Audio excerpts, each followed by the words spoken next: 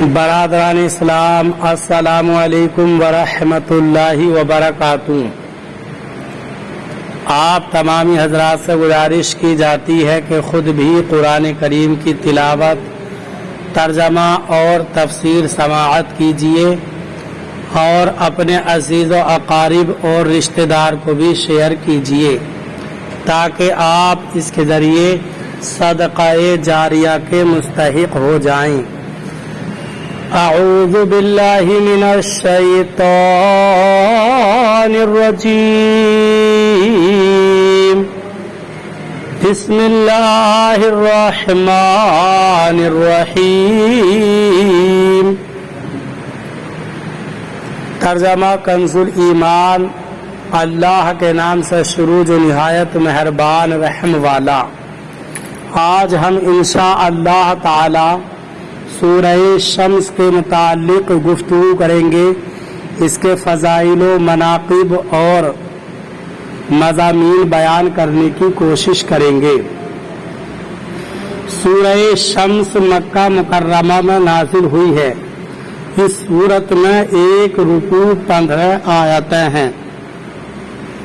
سورج کو عربی میں شمس کہتے ہیں اور اس سورت کی پہلی آیت میں سورج کی قسم ارشاد فرمائی گئی، اسی مناسبت سے اسے سورہ شمس کہتے ہیں۔ سورہ شمس سے متعلق احادیث۔ 1، حضرت بریدہ رضی اللہ تعالیٰ عنہ فرماتے ہیں، حضور پرنور صلی اللہ علیہ وسلم کی نماز میں والشمس وضحاہا اور اس کے مشابہ سورتیں پڑھا کرتے تھے۔ 2، حضرت جابر بن سمرہ رضی اللہ تعالیٰ عنہ فرماتے ہیں، حضور اقدس صلی اللہ علیہ وسلم نے انہیں فجر کی نماز پڑھائی تو اس میں والشمس وضحاہا اور والسماء والطارق کی تلاوت فرمائی۔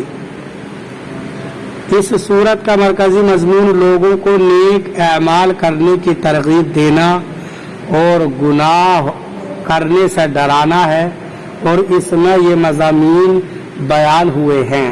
1، اس سورت کی ابتدا میں اللہ تعالیٰ نے سورج، چاند، دن، رات، آسمان، زمین، انسانوں کے نفس اور اپنی ذات کی قسم ذکر کر کے فرمایا کہ جس نے اپنے نفس کو برائیوں سے پاک کر لیا وہ کامیاب ہو گیا، اور جس نے نفس کو گناہوں میں چھپا دیا وہ ناکام ہو گیا۔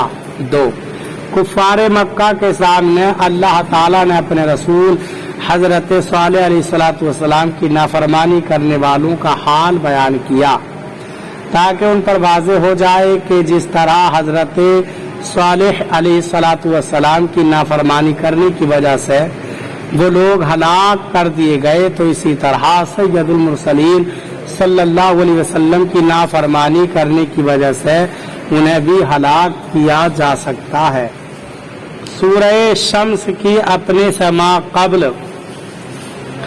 سورہ بلد کے ساتھ مناسبت یہ ہے کہ سورہ بلد کے آخر میں بتایا گیا کہ کفار کو آخرت میں جہنم کی سزا دی جائے گی، اور اس سورت کے آخر میں بتایا گیا کہ بعض کفار کو دنیا میں بھی سزا دی گئی ہے۔